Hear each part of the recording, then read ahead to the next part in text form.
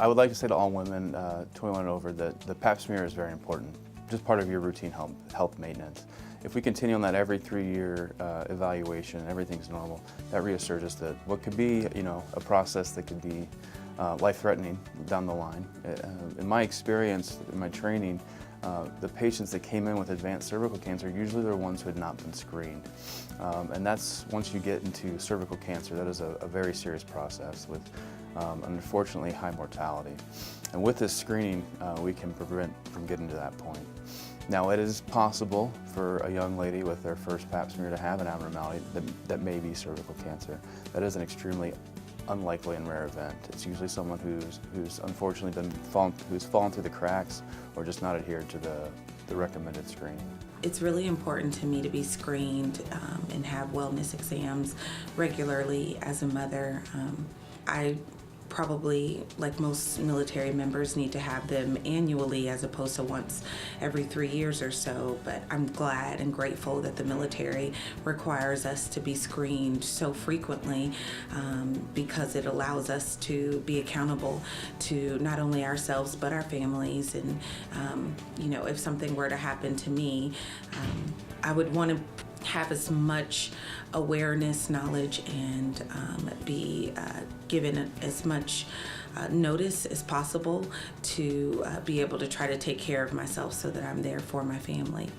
Yeah, we start screening all women for cervical cancer at the age of 21 when they should have their first Pap smear, and that continues every 3 years until the age of 30. At the age of 30, we add another test to the Pap smear, and that's testing for the HPV virus. That virus essentially causes all cervical cancer. So if we have a patient who has a normal Pap smear and a negative HPV testing, that screening can be pushed out to every 5 years. The HPV vaccine is available to all women starting from the age of 12 up until the age of 26. And we actually recommend that vaccination for men as well. It is effective against 4 strains of the HPV virus, 2 of which, 16 and 18, are believed to cause about 80% of cervical cancers. So this vaccine was designed to be a cancer-preventing vaccination.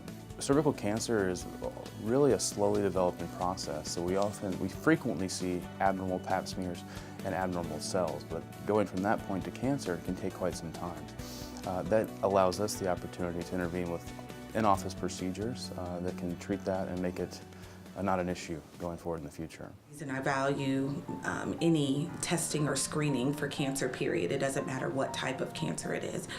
This is one of those screenings that is very quick, very easy, although it can be uncomfortable having someone perform the screening because it's such a quick time.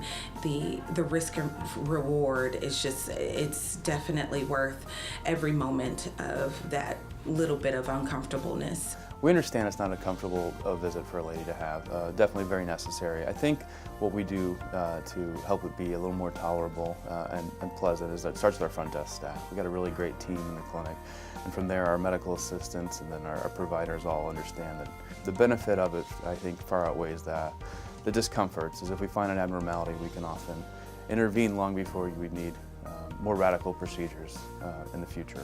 I have a wife and 2 children at home, so I understand how busy life can get for some moms, and not wanting to go to this 30-minute visit that's quite uncomfortable can be a challenge.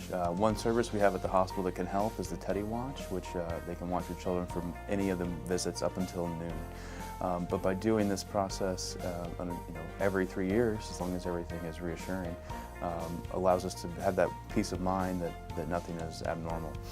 Or if we find abnormalities, and we can intervene and prevent us from being in a situation years down the line where you may not be around to take care of those little ones.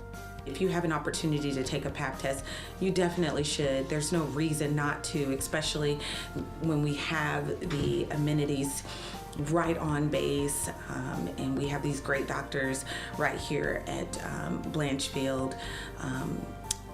They make us feel comfortable here. I feel comfortable here like no other hospital or with no other medical personnel that I've ever been with. And I'm one of those people that frankly prefer to have female doctors over males, but here the males I've encountered have made me feel 100% comfortable to be able to have a pap test, and so I'm grateful for that. And so I just say I just encourage everyone to find a doctor that they feel comfortable with and have a pap test, because it's what's best for you and your family.